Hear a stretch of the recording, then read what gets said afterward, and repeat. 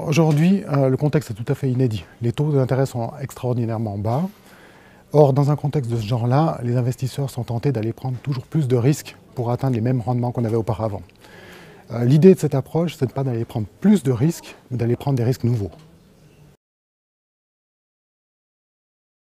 En finance, la performance est indissociable de la notion de risque.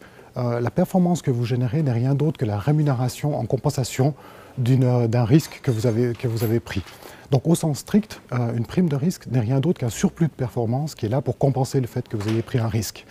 Maintenant, au sens plus large, on peut étendre le concept en disant que c'est un surplus de performance qui provient d'une stratégie qui est là pour essayer d'exploiter des inefficiences de marché ou des déséquilibres structurels.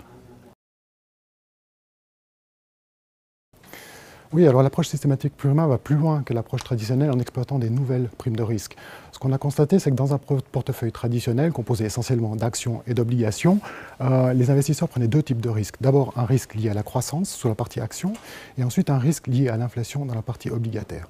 On va donc essayer d'exploiter des nouvelles primes de risque, non seulement pour améliorer la performance, mais aussi pour la rendre plus stable dans le temps. Alors, un exemple de ce type de nouvelle prime de risque, par exemple sur le marché des actions, on sait que les investisseurs préfèrent acheter des titres qui sont chers ou des titres qui sont plus volatiles parce que ce sont des sociétés qui sont en général très à la mode. Ici, on va essayer de prendre de contre-pied en construisant une stratégie où on privilégiera les titres bon marché et les titres peu risqués par rapport à ceux qui sont plus chers et plus risqués. Alors le terme systématique, c'est essentiellement parce qu'on veut rendre la performance plus robuste. Autrement dit, on ne veut rien oublier, on ne veut pas rater une opportunité. Ça signifie deux choses. D'abord, premièrement, une question de technologie. On veut pouvoir bénéficier d'une bonne infrastructure technique pour pouvoir être actif sur tous les marchés et traiter un grand nombre de titres dans les portefeuilles.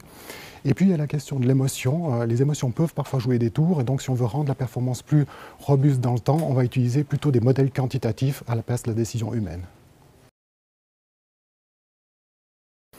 Alors, une des grandes valeurs ajoutées de cette approche est qu'elle est modulable ou qu'elle peut être adaptée aux besoins du client. Donc, ça va beaucoup dépendre du profil de risque du client.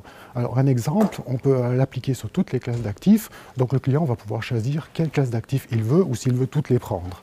L'autre possibilité qu'on a aussi, c'est si le client a beaucoup déjà de risques actions dans son portefeuille, par exemple, on peut les implémenter de manière à être neutre par rapport au marché des actions.